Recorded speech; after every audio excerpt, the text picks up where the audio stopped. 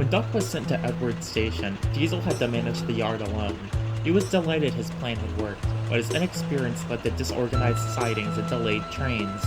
Percy came to keep the yard in order, but despite his best efforts, Diesel ignored his help. "He's awful!" Percy complained. "He spends more time lurking amongst the trucks than shunting. I don't know what you three see in him. Duck is much better." "Pah!" snorted James. "We've no patience for gossipy shunters, and that goes the same for you too, little Percy." Percy said no more, but decided it best to keep a watchful eye. The first train of the day is Henry's stopping service, followed shortly by Gordon's Express.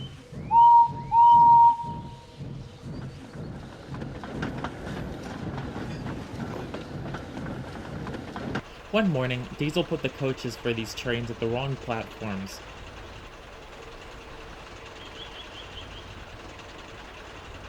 When Henry arrived, he backed down onto the express. By the time the station master worked out what happened, and the signalmen cleared a path to the correct coaches, Henry was delayed, and none too pleased. 10 minutes behind schedule, he fumed. All due to your inadequacy. Revolutionary indeed. My trains are late again. I'll give you revolutionary. Diesel had no reply.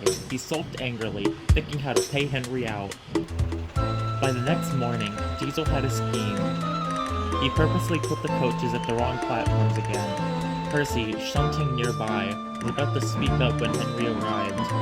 "What's this?" demanded Henry. "Don't tell me you've made the same mistake again." "Why, certainly not. Your words taught me a valuable lesson," Diesel replied coercively. "This is a change requested by the fat controller himself.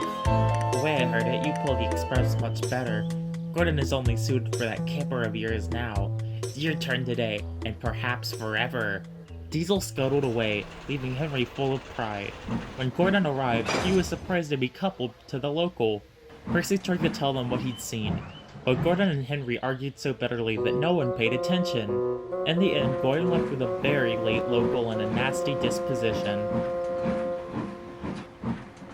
"That Henry," he complained to Percy, "saying he pulls the express better than me.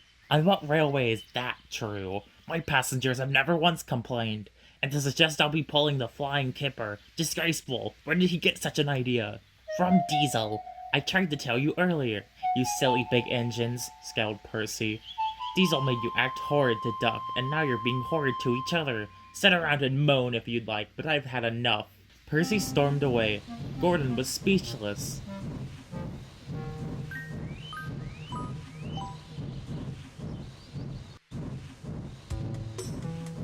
Soon, Percy devised a scheme of his own, and was chatting with the trucks. "You know," he began, "I've heard something rather interesting." Tell us, begged the trucks. "Diesel thinks you're easy to push around, and he says he's got you following his every command."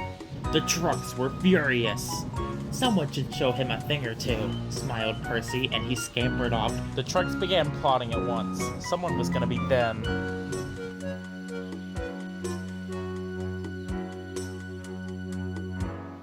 The next day, Diesel shunted the coaches for the first two trains and was ready in James' slow goods. The trucks began giving him trouble. "Come on now, you wretched things," he growled. "Move!" "As you wish," they laughed. As they crossed the junction points, it happened. The trucks surged back and pushed Diesel off the rails. They sat blocking the line to the express. At that moment, Henry arrived.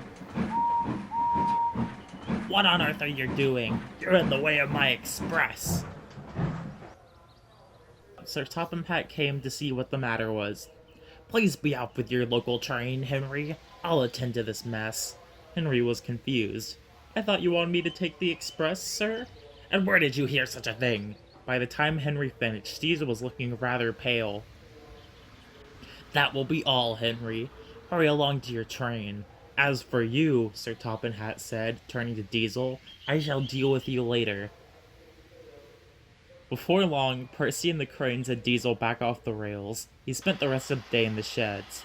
When the big engines returned, they hissed and glared at him. Silence fell when Sir Topham Hatt arrived. My engines do not tell lies, he began sternly. I will not stand for the deceitful behavior like this. You have shown you are incapable of handling the work in the yard. I am most disappointed. You will leave this railway at once. Without another word, Diesel squirmed away.